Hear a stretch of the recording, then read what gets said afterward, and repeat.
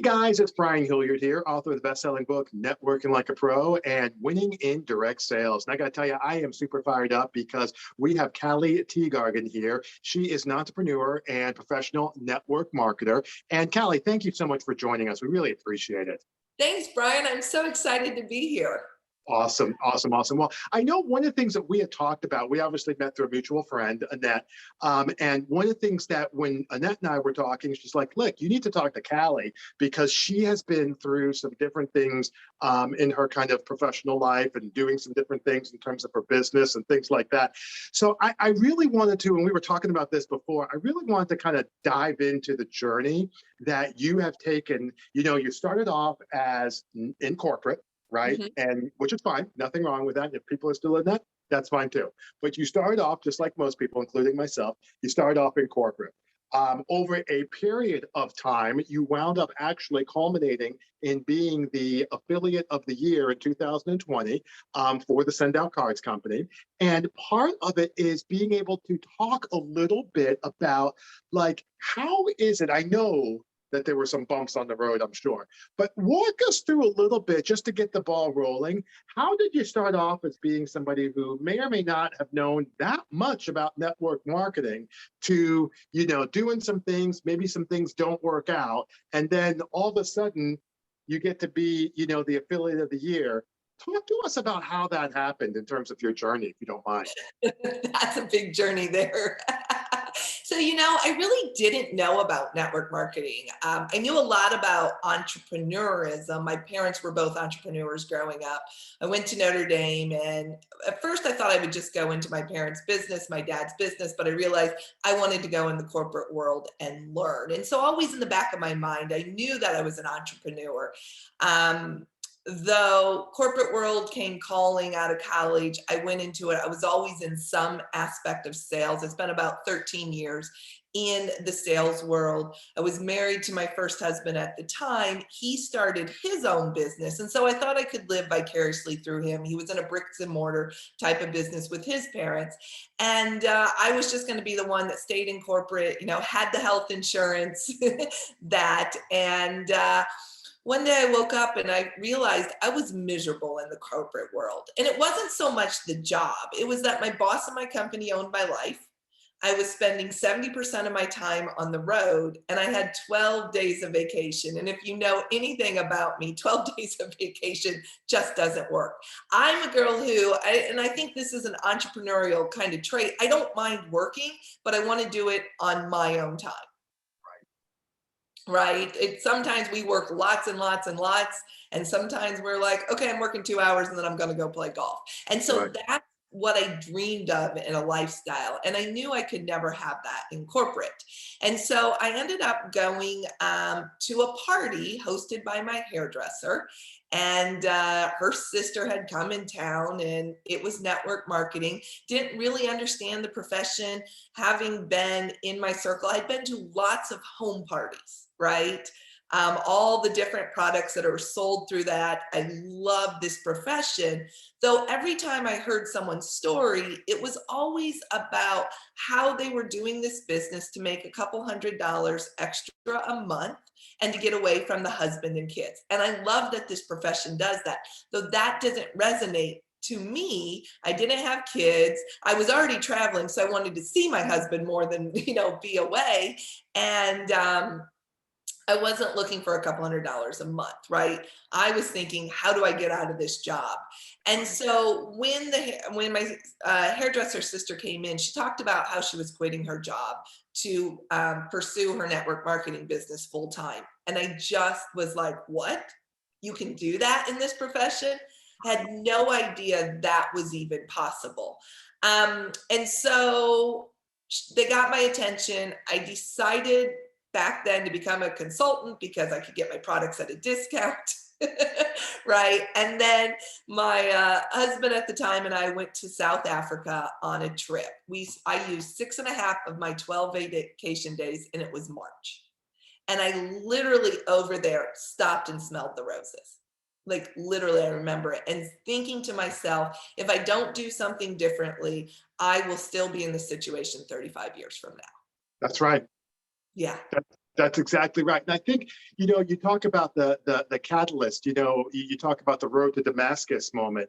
And I think that a lot of times people, we're talking about success in general, they do not realize that you have to take a action in order to be able to move forward. And I think, I was thinking about this actually this morning, and it's kind of like a real world situation, and this is not making a point one way or the other, but in the current circumstances we're in right now, we obviously are still dealing with the COVID virus. People are trying to figure out if they're going to take the vaccine or not. I have. Okay. Well, you have other people who are like, I have. Okay, fine. All right. One of the things that I think is really getting people confused is most times generally speaking, people are not risk takers. Right. Generally speaking, people are not risk takers. And here's the thing, I thought about this morning. Generally speaking, most people are not risk takers. And generally speaking, not taking action is avoiding a risk. True. Okay. The problem is that with the vaccine, that's not the case. So what happens is people are like, oh, well, I'm just not going to take any action because I've heard about the side effects about this, that, and the other. And that's fine, perfectly reasonable. I think you have a better chance of getting hit by lightning and getting into a car crash, but perfectly reasonable. Perfectly reasonable. Okay. So they're like, I'm not going to take action. I'm going to I haven't gotten it so far. You don't know anybody gotten it. Like, I don't want those side effects. And what happens is, though, you take a look at the numbers, right? You take a look at the numbers. 98% of the people who are in the hospital now, unvaccinated. 98% of the people who are dying, morgues, in the ground, dead, unvaccinated. And what you realize is they think that by not getting the vaccine, that they are avoiding a risk. Right. Actually, I would argue it's the opposite. By not taking the vaccine, you're actually encouraging a risk. Okay. And what's happening is their choice here is I either take the vaccine and take my chances on maybe there being some side effects, risk, or I don't take the vaccine and take my chances on something here, risk. There is no third alternative where if I just play it safe, if I just stay right here, that I'm going to skate off of this whole thing. And the reason I'm bringing that together is because I think for a lot of people, to your point, you got to this road to Damascus moment, and what they think is, I will stay in corporate. I'm just going to stay here in corporate because, right, that's the least riskiest thing to do.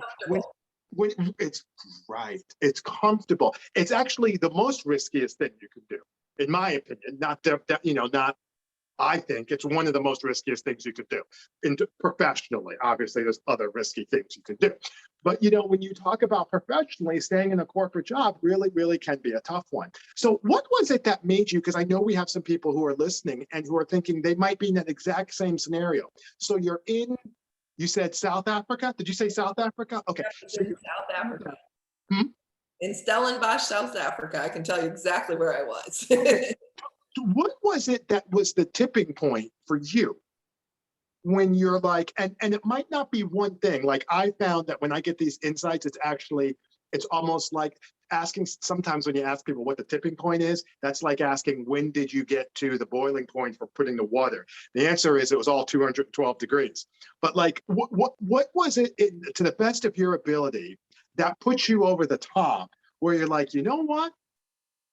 I think we're going to have to really do something different. What do you remember as being a tipping point?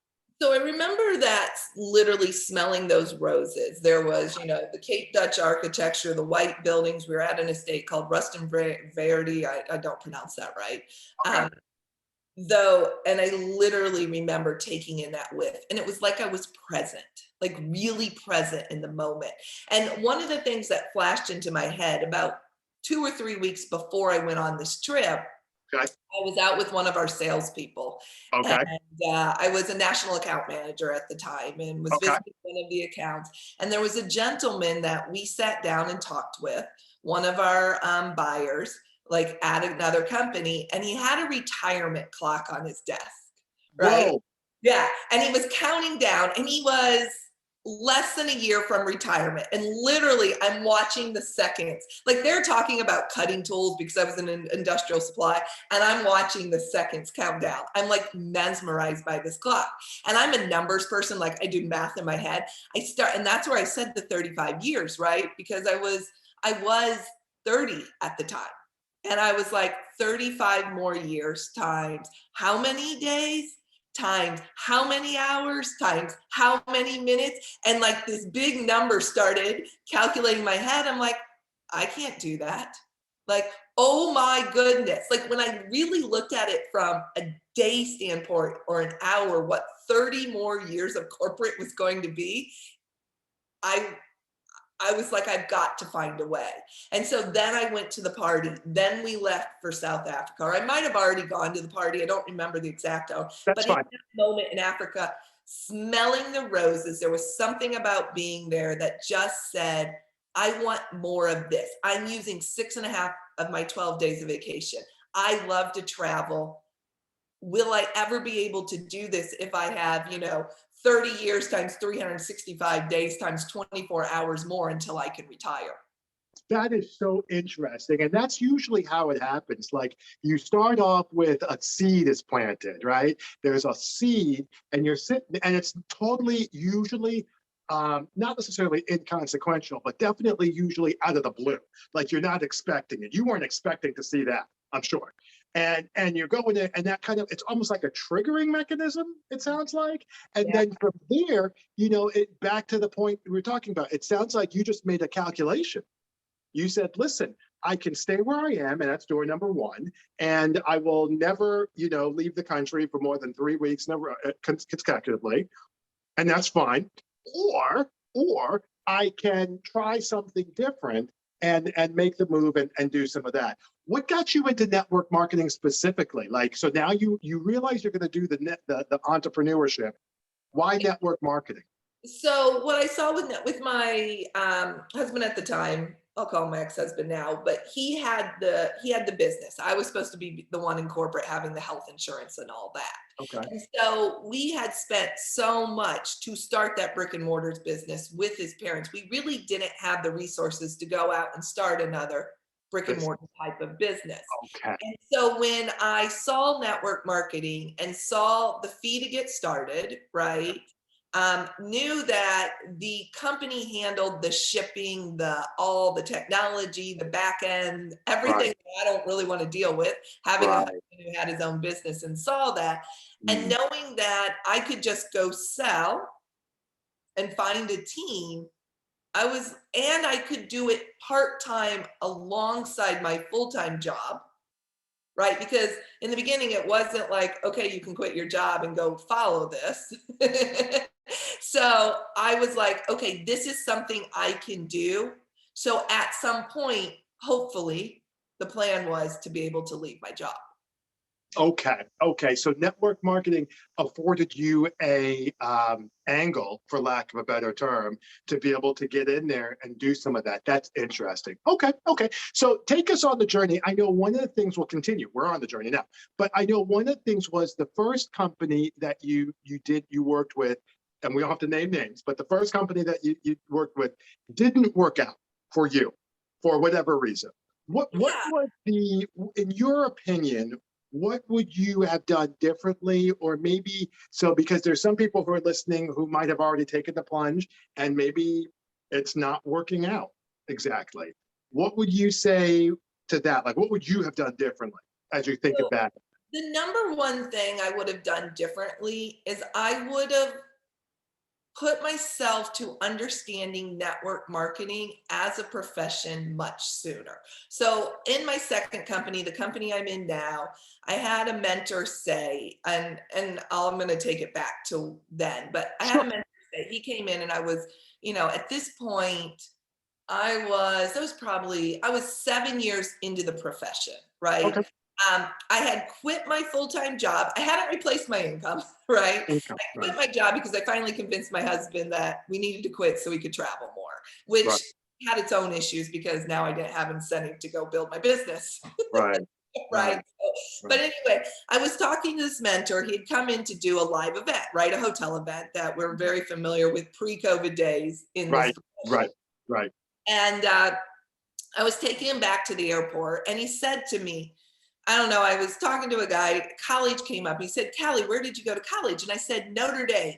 And he stared at me. I was driving. He was looking at me. He said, So why don't you just get up in front of the audience and say, I went to Notre Dame and I choose network marketing, enough said. And it hit me like a ton of bricks. Instead of saying, I'm a professional network marketer and I went to Notre Dame, I was trying to hide that fact. Because in my mind,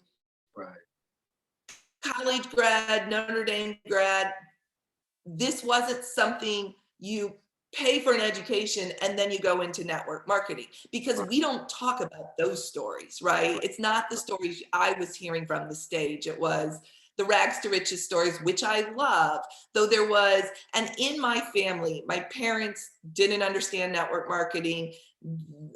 And I look back at some of the blueprint stuff that had been put in my mind of like friends who'd done it. And then my ex-husband hated it. I mean, he would say, why are you doing this? You're wasting you're wasting your education. So I had this really bad mindset of network marketing with a college degree. And so if I had to do it again, and that was a huge, right? That was a stopping block for me. So if I had to do it again, I would dive into this profession faster, find other professionals, hear their stories, just get immersed and really work on my brain faster to accept that this is okay for me to do. You know, that's a really interesting point. I've never heard that before. Are we talking like early 2000s or the late 90s? What are we talking about here? I started in the profession 2006. So this was about 12, 13 when the season. Okay. So I was just trying to get some context, because the point that I was going to make was that you have like Eric Worre, for example, wasn't really, I was just trying to make that point. Eric wasn't necessarily as much out and about. You didn't have, like, I remember I started as a coach in 2001, and people are like, well, you know, you try to explain to them that YouTube didn't exist. You know, the internet just came online. There wasn't social media. So there wasn't the 21-day success challenge.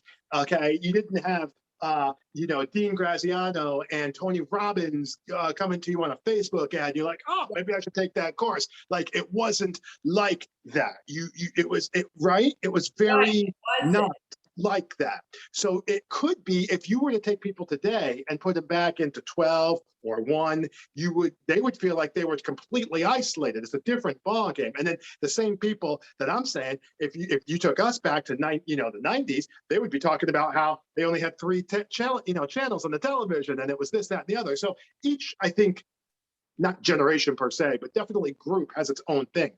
But that is really interesting, because you're totally right, you know, and this gets into just a more broad point, which is success really is something that is mirrored.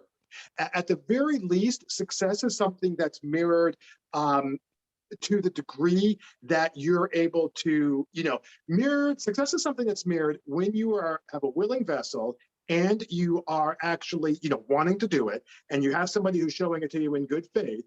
You can mirror what it is that they're doing. But conversely, you can also have a situation where it's the exact opposite, where you have a spouse, you know, who is telling you this, that, and the other. And that can be really tough as well. So that's interesting. Go ahead. This looks like you want to make a point.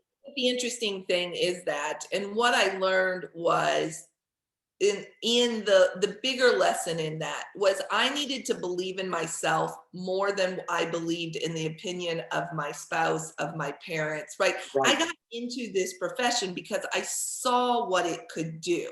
Right. But then I started believing other people's beliefs more than my own, like, and the people that were negative. That is interesting. You know, I don't know if you've seen any Trent Shelton. My girlfriend actually was the one who she pointed me in his direction. He is a former football player, played in the NFL. Where are you in California? I'm trying to remember where you are. No, Texas. Houston. Texas. Okay. Houston. That's right. I don't know how I forgot that. Okay. So the point I was going to make was that he actually played for the Colts. I believe it was the Colts in the Midwest. For some reason, I had in my head that maybe you were in the Midwest. Okay. So he played for, I want to say it was Indianapolis, and he got cut. And he talked about fear, because he was getting ready to go to the Arena League. And then he said, listen, you know what? I think I'm going to go do some speaking. And the coach was giving him a hard time. And he then talked about, I guess fast forward, he talked about the different types of fear that people have. And I'm trying to remember it off the top of my head. It's like performance fear, which is, oh, I'm not sure if I'm going to be able to do this right. There's a second one, but the third one is projected fear. That's the fear that you take from others that you think are your own, but it turns out have nothing to do with you. And you take it your own. It's almost like it's like the emotional equivalent to a stray animal. It finds its way into your garage. You let it into the house because you let the door open, and next thing you know, you think you actually do have a pet raccoon. No, you don't. The raccoon's not yours. Okay, you're cleaning up after it. You're making sure you're giving it food. You're giving it water. You can't leave anywhere because you got to feed it, right? That's not your raccoon. That's something that came in off the street. But I think a lot of times people they ingest their other people's fears, thinking that it's their own. I did this for myself. For a while, I thought I couldn't go on cruise ships. I don't know where I got that. My mom can't go on cruise ships, it turns out. I'm perfectly fine. Yeah. Now, by the way, I will tell you, I did take one of those. I took a bottle of the anti-seasickness stuff. Right. Can't be, better safe than sorry. Right?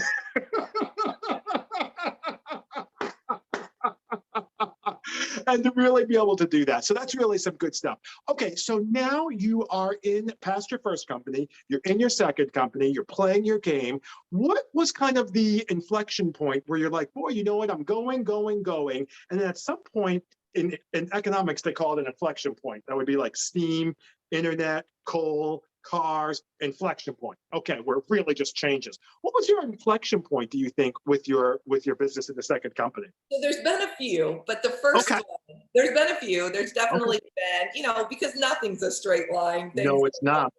So the first inflection point was I was at a event, ANP, right?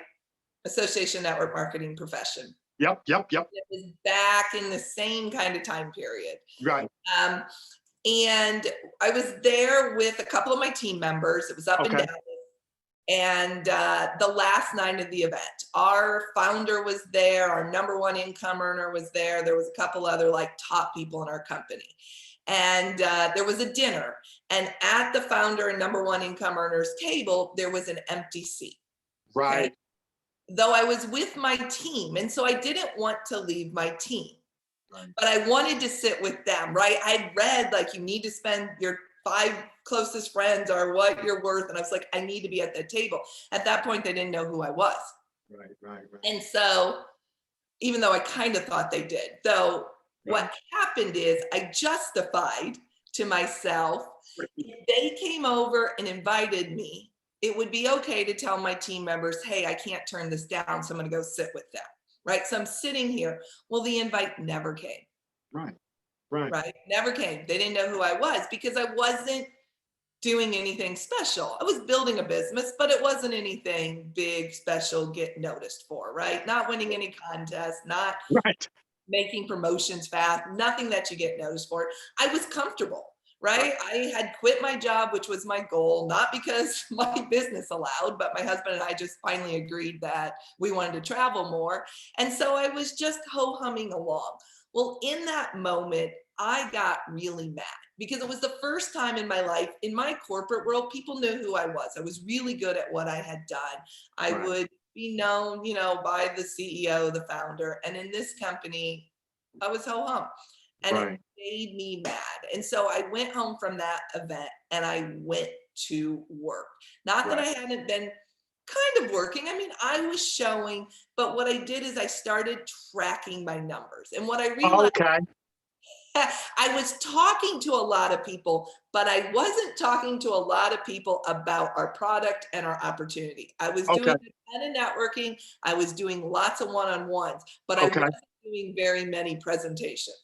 Okay, let's stop right there for a second, because regardless of if you're in network marketing or in any other business, the takeaway I got right there, right off the bat, is there's a difference between activity and what Deb likes to talk about is income producing activity. You can, and if we're going to just totally go there, that's one of the differences between being in business and being in a hobby. Okay. And the idea is, it sounds like you were kind of in a little bit of a hobby mode there a little bit, or at least you weren't 100% in business mode. And then you realize, look, I'm better than this. I'm going to really get after it. Go ahead.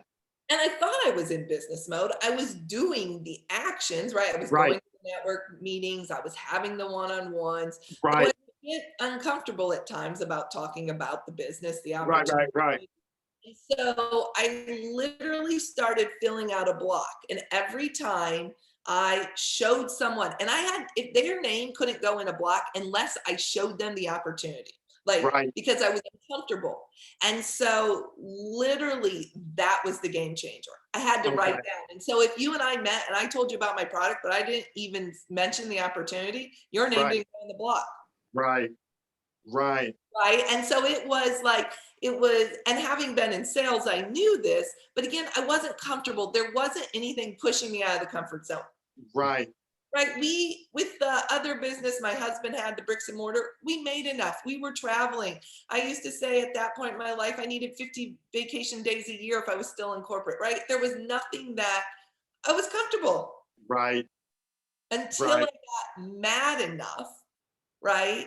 And so it wasn't any big why of like, I'm going to go save the world. It was like, I'm better than this. That was my epiphany. Yeah, and I think for I call it a playoff mindset, because I think what happens is you just, I always tell people, I watch a lot of basketball, NBA, and the playoffs is very different from the regular season. Okay, the playoffs is more physical, more contentious, and the defenses get progressively better. That's the playoffs. And if you don't like it, don't go to the playoffs, because that's what you're going to get for 3 weeks. Okay. So, I think that when you're talking about building yourself and your business and being successful, it's for me, I describe that as it's a playoff like mindset. You know what I mean? And that's, by the way, what we didn't really talk about, but you changed your mindset. You didn't change your skill set. That's one of the points I'm taking away. You didn't all of a sudden, what you didn't say was, you know what? I got so PO'd, and then I decided to sign up for, the John Maxwell Servant Leadership. And then I went to Tony Robbins' Date with Destiny. And then I went to Dean Grazioso's, and no disrespect to any of those guys, but you didn't say that. You said, I got mad, I changed my mindset, and then essentially what I did was Wonder Twin Powers activate. I got my skill set on track with where it always was in the first place, but just wasn't radicalized, for lack of a better term. Yep. Pretty much. Yeah. That's That that, was, it was, I knew what to do though, until I started tracking it. Like I remember when I started tracking it, that's right. when I realized I'm not doing as much as I think I'm doing. And I think that's the human condition right there. Until That's and I had a coach that said awareness is curative, meaning mhm. when you become aware of things, you cure things, right? Awareness is curative. And I wasn't completely aware. Yes, I was meeting people. Yes, I was networking. Yes, I was doing all the things, but I was not tracking actually. And so in my mind, I was doing a lot more than I really was of what the really important IPA, income producing activity, is. That's awesome. That's really great. All right. Well, let me ask you one more question, then we'll wind down here for today. Part of, where you're at right now, this is a question I always ask people. We've kind of addressed it a little bit. So if you want to stick with a similar answer, it's totally fine. But what I like to ask people is, if you had a chance to go back in a time machine and go back 5 years or 10 years or things like that, and you were able to talk with yourself, okay? What would you, if you had 2 minutes, what is it that you would say? Now, I know one of the answers you've already given is that you would take the network marketing, you know, um, construct maybe more seriously, and that's totally fine. If you have another answer, that would be nice.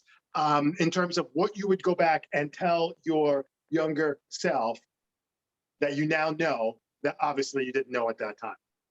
I would go back and tell my younger self that the goal of life is not to live happily ever after. So I grew up in this mindset. It was either or. There was no middle ground, right? You're either perfect or you're failing. Okay. So it's binary. Okay. My mindset was very binary. And I remember one of the early stories is my dad had this Cadillac. It was blue. It had this big gold grill. We lived in a town of 700. It was obnoxious. But it was really cool at, 9, 10 years old. And we drove into town with four-way stop. I mean, I grew up in a town of 700. There was no stoplights. Right. And I was riding in the car for the first time and I waved at someone, right? And my dad's like, who was that? And I was like, it was someone from school. And he's like, would you normally wave to him? I'm like, no. And he's like, well, you can't show off. You're showing off because we're in this car. And in that moment, my younger self believed that it could not be about me. That's interesting. Right. And so you talked about like Eric Worre. I realized this at an Eric Worre. So I spent all of my life wanting it to be all about me, Right. but feeling like it couldn't be about me. And the only way it could be about me was to be the very best, not do my best, but be the very best. But even when I was the very best, and there were times, right, I still couldn't make it about me because that was wrong. And so I spent my life making it about me, but trying not to make it about me, and then get on the stage and it's all about me. It's not about my team. And I went to Beyond Leadership with Eric. Okay. And the story came up, and it came up in the group, and I shared it. And Eric and I talked later that day. And Okay. and I said, here's my struggle with network marketing. In the beginning, you tell us it needs to be about our why, but then you go talk about you need to go and start an orphanage or do these great things. And I just want it to be about me. And he said in that moment, he's like, it's okay to make it all about you. Until you make it all about you, you can't make it about anyone else. And that was one of the most freeing pieces of advice, because as soon as I knew it was okay to be about me, it no longer had to be about me. And so Right. I could go back to that little girl and say, your dad is giving you good advice, but don't read into it what it is, right? Don't think life is either or. Don't look at life as do this and you live happily ever after. Life is the Right. journey of up and down, and it's in those up and downs, in those moments about you, in those moments you can make it about better, that the true joy of life is found. That's a terrific point. And a lot of the things that you talk about in terms of network marketing and people having a negative connotation about it, and also the idea that people, you get things into your life. Like, so my girlfriend Deb, she is a holistic transformational life coach and speaker, and she talks a lot in terms of what you can do to be able to unlearn certain things. Okay, and she uses a practice called rest. And one of the things that she also talks a lot about is it's interesting because she also used to work in Mary Kay. She actually was in skin and cosmetics, and she drove for free for like 17 years. Okay, and was like really, really good at that. And she left or whatever. Well, she found another company that she's actually doing some stuff with. It's a holistic hair care and skincare line. So it's plant-based stuff. It's just some ladies out in Canada, where it's a US company, but some ladies out in Canada that does the work, and it's really, really good for the ladies' hair. And the interesting point that I'm making to bring all that up is because you can have a stumbling block of like, oh, well, I don't want to bring this up, or, oh, hold on, I'm this person here, coach, speaker, whatever, and I don't want people to feel that I'm doing all these different things. And, and that could be for me too. I just brought her up as an example, like that could be for me too, where it's like, oh, geez, I don't want people to see me in a different light than I guess the light that I feel that they're looking at me at, or whatever. And right. And that's not the case. And it was funny. We talked about this back to the network marketing, deal that she's doing. I wound up getting 2 referrals myself for her. And I'm like, I said to her, I'm like, honey, listen, like most women, I think I can speak for most women when I say that most women recognize that the chemicals that they're putting in their hair probably aren't that are great for them. Like, I think I can speak for most women when I say that. But that doesn't mean that they're not going to do it. It just means that they want an alternative, which they haven't found yet. So it's like, if I'm out there talking and I, got 2 referrals or whatever, like this doesn't have to be a roadblock. It can be something that you power through, but it's something, to your point, that people pick up at an early stage. Who knows where I picked that up, right? You at least know where you did. Who knows where I picked up the fact, oh, well, you can't talk about this because you want people to think about that. And who knows where she picked that up? I have no idea, right? But when you get over yourself in those certain ways, right? Mindset again, getting out of your own way. When you get over yourself, you find, especially network marketing, but in any business, you find that things start falling into place. Yeah, it is. It's amazing how, and I've done a lot of work, right? It's amazing how these beliefs, and I'm actually writing about it, I'm writing a book, how these beliefs really fueled like where, especially that binary like mindset of things that happened and how I took them, the right, wrong, the good, bad, right? I always, kind of the premise of the book is we grow up being told we need to be a good girl, and then you grow up. And some of those good girl habits don't serve us long term. That's exactly right. I love that. Do you have a working title that you're thinking about? Or I don't want to put you on the spot. I just don't really. Nothing that okay. Nothing that really kind of, my old thing has been finding freedom. I'm not sure Okay. that's the title, but it's about finding freedom in, I believe, I don't know about being a man. I know about being a woman, right? And we're told that we need to be the perfect wife, the perfect daughter, the perfect, businesswoman, the perfect mother, the perfect this, right? And that we spend so much of our life trying to be perfect and look perfect, especially with social media and all Oh my that. God. Right. And that we try to conform to be like everyone else because we don't want people to look in. But where our freedom and our joy is really found is finding our individualism and Okay. owning who we are and embracing who we are and letting go of what your spouse, your parents, your Right. sisters, your friends, your Right. school, your community thinks you should be, Right. and embracing who you really are. That's really interesting. I think a lot of times, because that dovetails with success as well, I think a lot of times when you have people telling women what they should, and it's nothing, my understanding is it's nothing overt. It's just something, because guys, we don't have that. Guys, we don't have that. And that's not a right or wrong, better or worse thing. It's just a what it is thing. And no one that I'm aware of, my brother, myself, other friends I've had have never said, boy, you know what? I was told that I need to be perfect, this, and this, and I'm not, and therefore I'm having challenge. And you talked about social media. Let me tell you what, that is a literal killer for young ladies. They are comparing their own real lives to the filtered version of everyone else's, and they think that they are the problem. They think that gap is them. And I know 2 people off the top of my head, and 3 who you can just tell, they spend a lot of time trying to convince everyone else how they've got this covered. How their life is perfect. Because There. we don't think we are allowed to show up not perfect. And I think it comes back. I read this book called The Confidence Code, a guide for every woman.